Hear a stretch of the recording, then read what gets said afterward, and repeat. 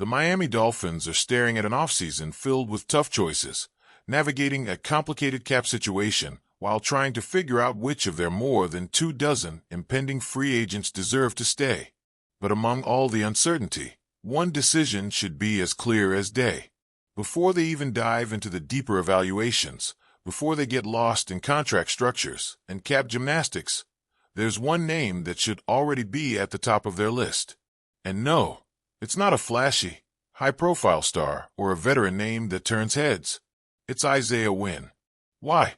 Because letting him walk would be a mistake the Dolphins can't afford to make. The Dolphins have a glaring, undeniable need at guard. Everyone knows it. They've tried patching up the problem for years, but here they are again, looking at an offensive line that struggled when it mattered most. And Wynn, he's easily the most reliable, proven option among Miami's impending free agents at the position.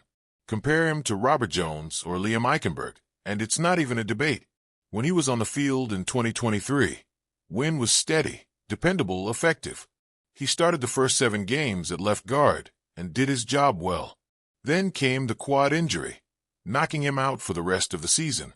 And that's where the uncertainty creeps in. Is he going to be the same player? Can he stay healthy? Those are valid questions, sure, but the alternative is what? Rolling the dice on someone unproven?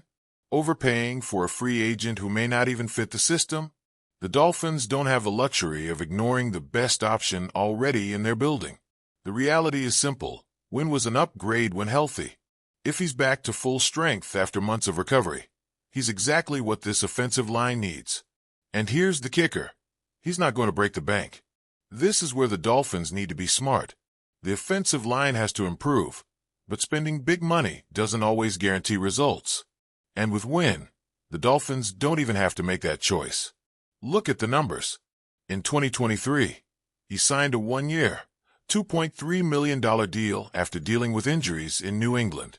A year later, he came back on another 1-year deal, this time for $1.9 million after missing the last 10 games of the 2023 season. What does that tell us? That the market for him hasn't exactly been wild. He's been available at a price that makes sense, and if Miami plays this right, they can bring him back on a similarly reasonable deal in 2025. At this point, is there any logic in letting a capable starter leave over a few $1 million when the team already has serious holes to address? The Dolphins can't afford to lose solid contributors just to chase bigger names. This move makes too much sense to ignore. If the Dolphins are serious about taking that next step, keeping a dependable guard at a reasonable price is an easy win. Does loyalty play a role in the NFL? Sometimes, sometimes not. But if it ever did, this would be one of those cases. Think about it from Wynn's perspective. The Dolphins took a shot on him in 2023.